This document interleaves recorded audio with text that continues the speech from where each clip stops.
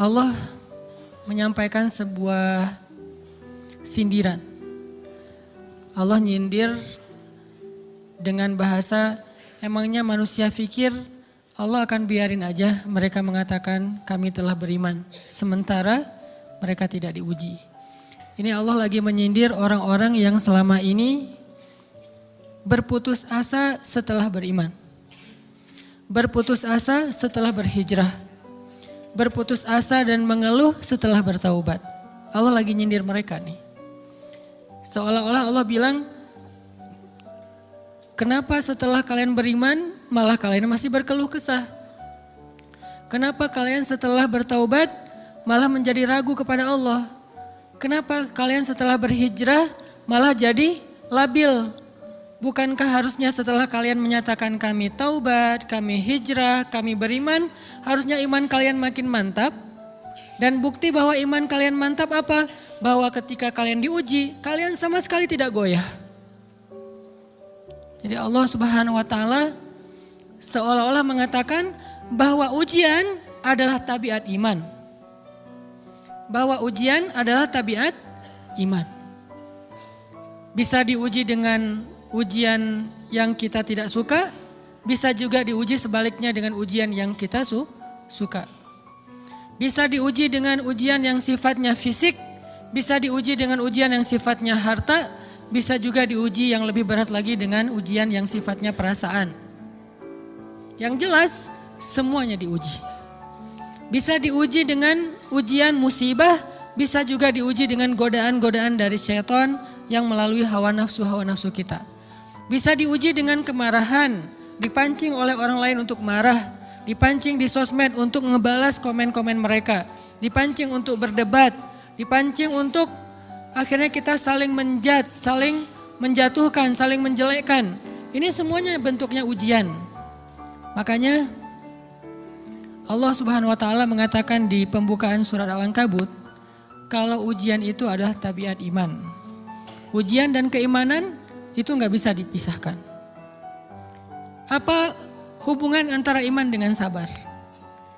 Sehingga Allah Subhanahu wa Ta'ala menilai keimanan seseorang itu dengan cara mengujinya. Apa hubungan antara iman dengan sabar?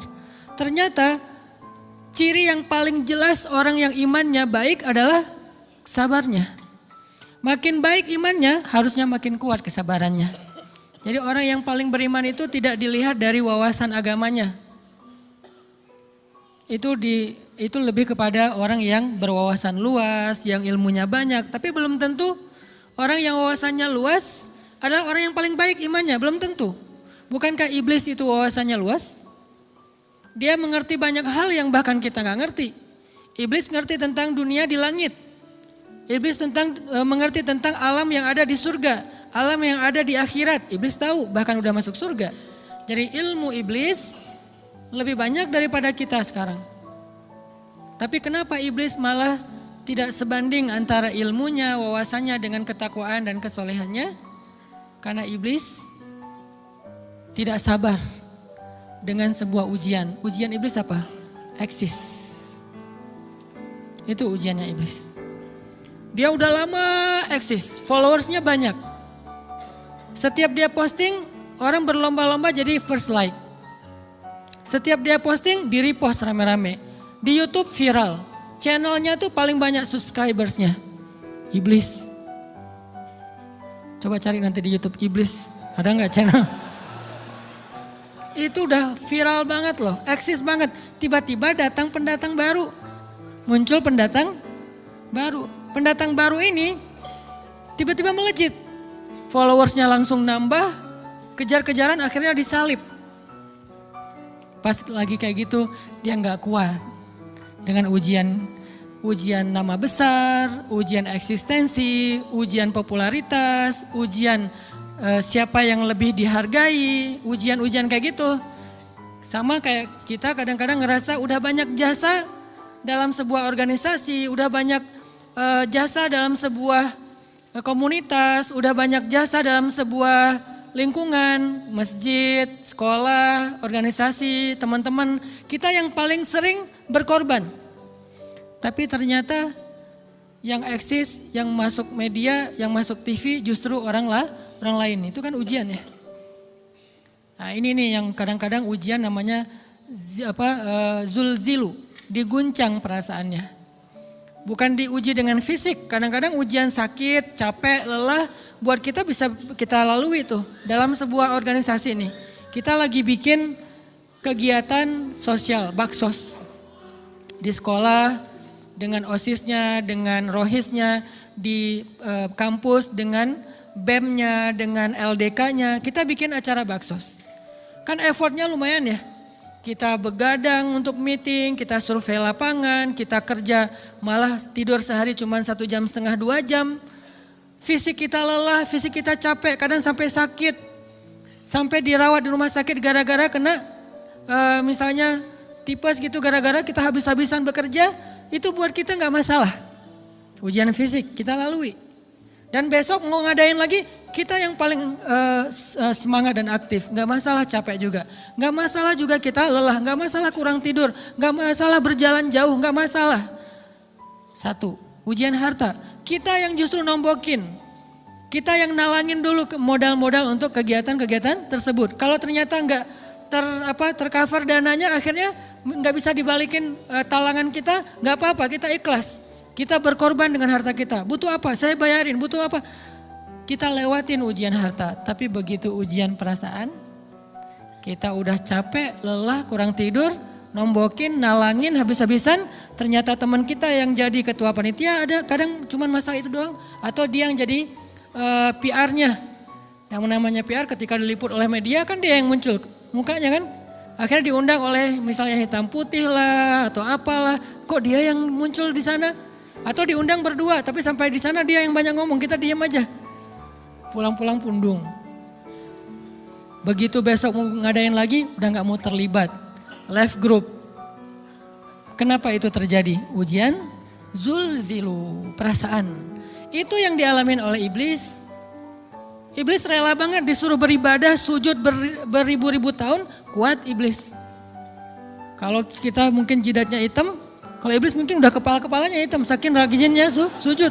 Wah, ibadahnya udah ribuan tahun. Iblis disuruh berkorban dengan harta yang dia miliki, dia kasih aja semuanya. Tapi kalau disuruh dia ngalah dari Adam untuk memimpin alamin, menjadi khalifatullahi fil ard, menjadi pemimpin wakilnya Allah di muka bumi, buat iblis ini berat. Kenapa dia? Ana khairum min, saya lebih baik daripada dia. Saya lebih senior daripada dia. Saya lebih sehat daripada dia. Saya lebih keren daripada dia. Saya lebih. Ujian emosional, ujian ego, ujian perasaan. Itu yang lebih berat buat kita. Kadang sakit dan dirugiin orang lain, teman segala macam kita masih oke lah. Selama ini asal kita ngumpul selalu gua yang bayarin, oke deh gak usah dibahas. Baru dibahas nanti pas sakit hati. Kalau belum sakit hati kan gak dibahas kan? Gak apa-apa deh kita terus yang bayarin, kita traktirin ngopi apa segala macam. Gak pernah dibahas. Kebersit sih di benak kita, cuman gak mau dibahas. Kenapa? Udahlah biarin aja, easy going. Kemudian kayak kita yang capek harus rempong sana kemari segala macam. Selalu acaranya di rumah kita, akhirnya kita yang bayarin, kita yang rempong, nyiapin segala macam, bebersih sendiri. Tapi begitu ada yang nyakitin perasaan kita sedikit aja, semua itu balik lagi. Dari dulu ya, nah keluar kan? Kenapa? Dipancing oleh ujian perasaan. Jadi ternyata yang paling berat itu adalah zulzilu, diguncang perasaannya. Kita kadang-kadang habis-habisan buat seseorang, gak masalah. Hujan-hujanan dia yang pakai jas hujan, kita gak pakai apa-apa, gak apa-apa. Sakit-sakitan juga, dikerok dan segala macam, biarin aja. Kalau perlu misalnya kalau bannya lagi kempes, dia naik Grab, kita dorong-dorong motor terus cari tempat segala macam sampai tengah malam. Gak apa-apa deh buat dia. Apa sih yang enggak buat kamu? Begitu dia selingkuh, keluar semuanya. Mulai list report keuangan. Wah dulu sekian, sampai uang receh-receh juga dihitung kan ya. Kenapa bisa kayak gitu? Perasaan kan? Nah ini nih yang kita coba belajar. Mungkin malam ini kita lebih banyak membahas tentang sabar terhadap ujian perasaan. Karena banyak macam-macam ujian. Nah gimana kita memanage perasaan kita, gimana cara kita merecovery perasaan kita dengan bab sabar. Insya Allah nanti akan kita lanjutkan setelah selesai sholat isya. Barakallah. Bismillahirrahmanirrahim. Teman-teman yang dirahmati Allah Subhanahu wa taala, kita lanjutkan tentang masalah sabar. Terutama sabar zulzilu, ketika kita diuji dengan ujian ego, marah, perasaan, sakit hati, yang kayak gitu-gitu. Ini ujian jauh lebih berat daripada ujian fisik dan ujian harta. Termasuk rasa cinta, rasa benci, kadang itu menjadi ujian. Kenapa ujian bikin kita jadi tidak lagi logis, nggak realistis, dan kadang-kadang mengabaikan hal-hal nilai-nilai yang kita selama ini pegang sebagai satu kebenaran. Kita ngabaikan batasan-batasan syariat. Ini semuanya ujian dari Allah Subhanahu wa taala.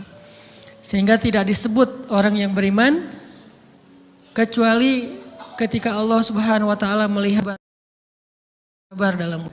Kalau dia nggak sabar dalam ujian, malah di dalam pembukaan surat Al-Ankabut tadi Allah menggolongkan mereka termasuk orang-orang yang munafik. Apa arti yang orang munafik? Orang yang mengaku beriman tapi sebetulnya dia tidak beriman. Apa salah satu buktinya? Dia tidak sabar.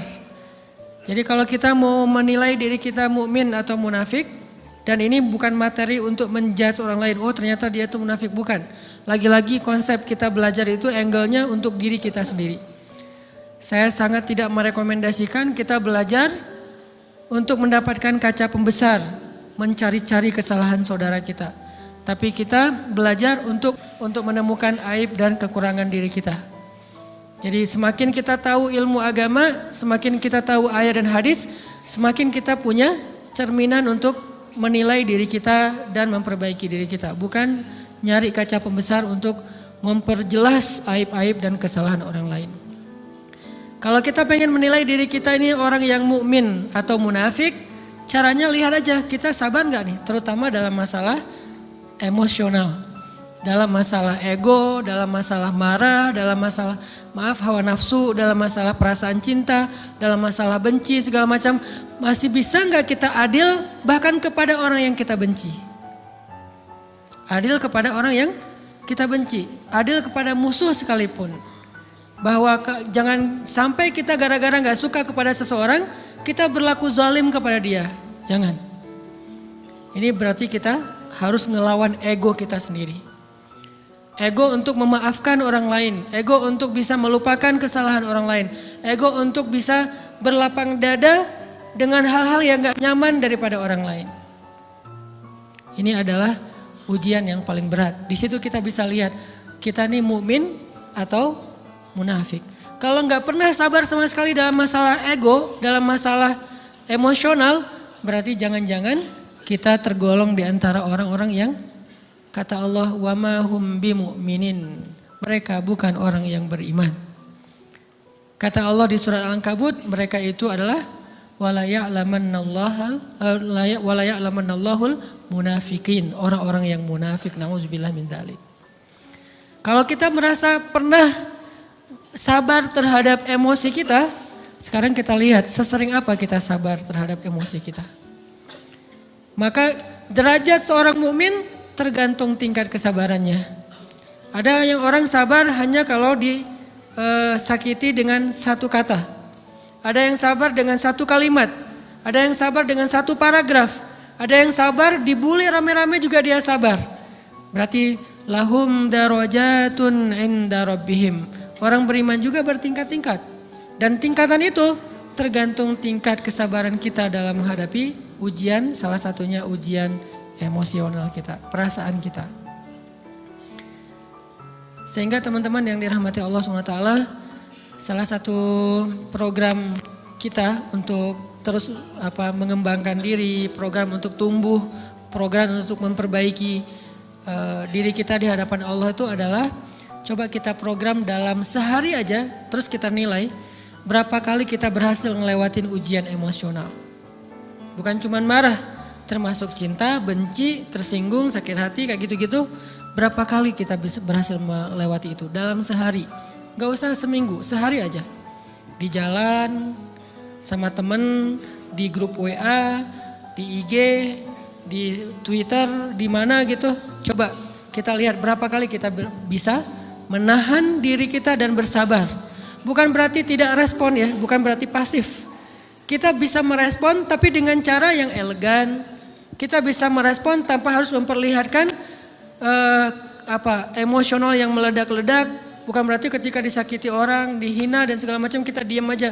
Gak selalu kayak gitu. Kadang-kadang kita perlu merespon untuk mengklarifikasi, tabayun kalau kata orang-orang yang dalam ilmu fikih. Kita harus tabayun. Tapi tabayun dengan marah itu beda. Tabayun dengan mencela itu beda.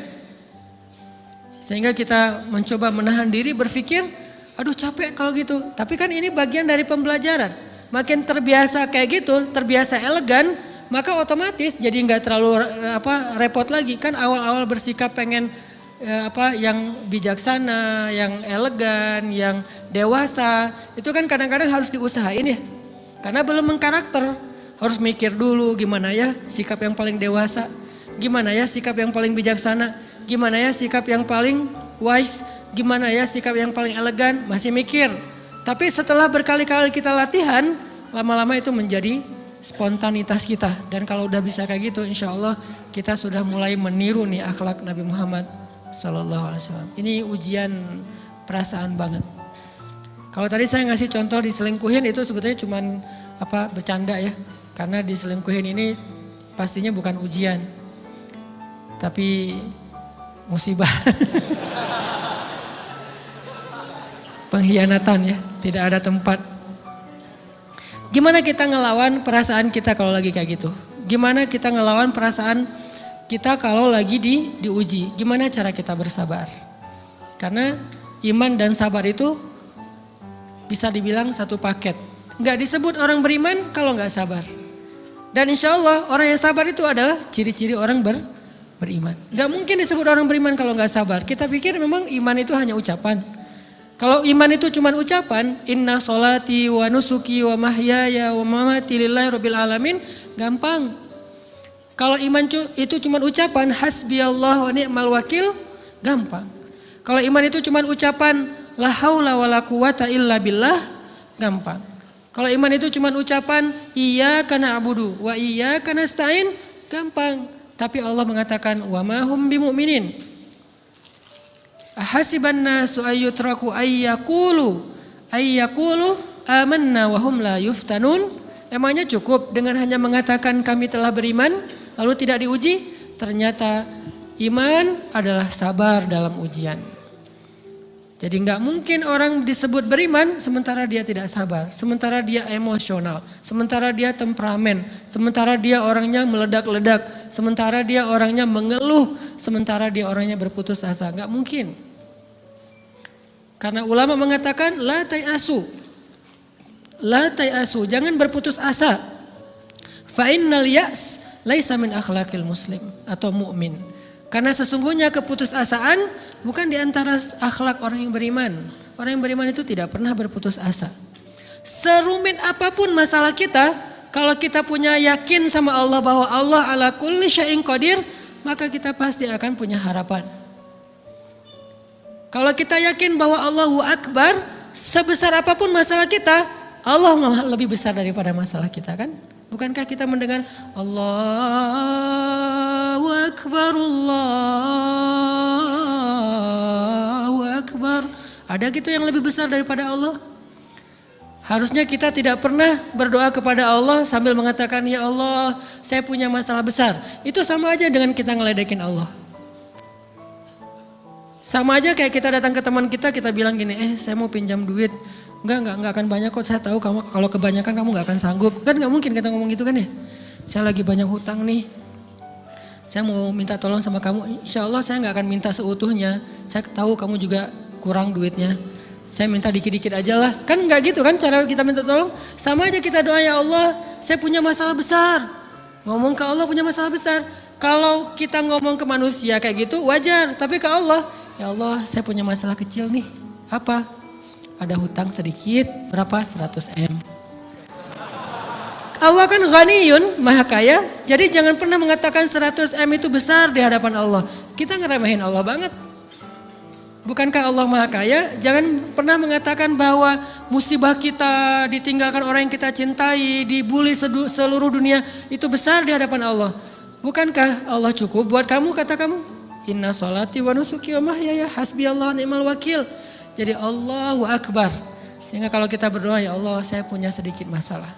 Bukankah Umar pernah mengatakan, ya nafsi, idza daqat alaikid dunya, fala taquli ya Rabbi indi hammun kabir, faquli ya hammun indi rabbun kabir. Wahai jiwaku, kalau kamu merasakan kesempitan, kegalauan, bingung, sakit, jangan pernah kamu mengatakan ya Rabbi saya punya masalah besar.